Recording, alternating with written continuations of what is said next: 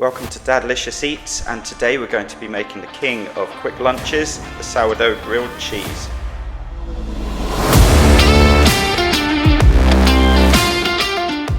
So ingredients, first up I'm going to be using a couple of slices of sourdough bread, 2 types of cheese today, so mature cheddar and some provolone.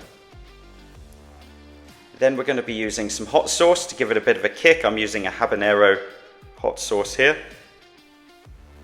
And finally, we need to use some butter for the frying. So as I said, I'm using a couple of slices of sourdough bread. You could use any type of bread in particular. Try and stay away from maybe the supermarket sliced bread though.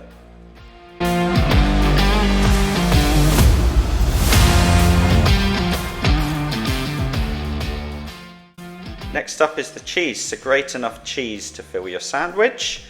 Make sure you've got plenty so there's a good wedge of filling in there. As I say, I'm using cheddar and provolone. You could use any 2 types of cheese or 3 types of cheese or even a single cheese that you like, whatever you've got in the fridge.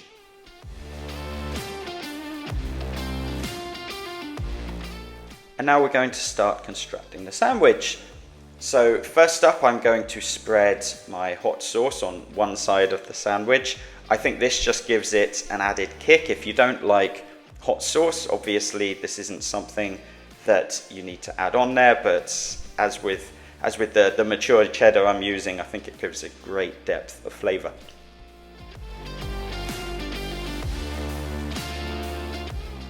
Once that's been spread on, we're going to add the cheese in.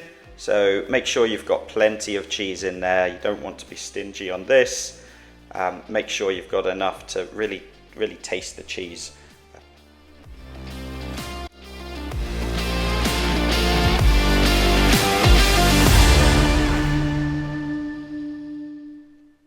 So once you've made your sandwich, put your pan onto a medium heat, add in some butter and let it melt for a few seconds. Once the butter's started to melt, add in your sandwich.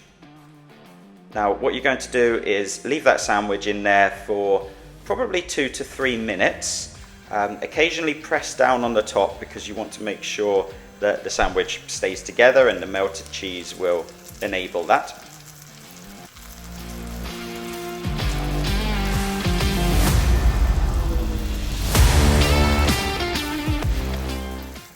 So after a couple of minutes, you'll see the bottom of the sandwich bubbling away nicely. Add in another wedge of butter, and what you're going to do now is turn over the sandwich, so make sure that you are keeping it firmly all together. And you can now see the bottom of the sandwich is starting to go a nice golden brown colour. So leave this again for a couple more minutes, flip it a couple of times to make sure the cheese is cooking evenly inside and the bread is cooking evenly as well.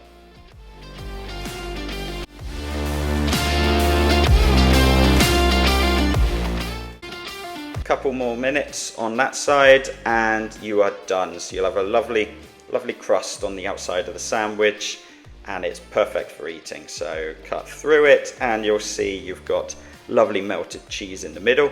So all you've got left to do now is enjoy your sandwich.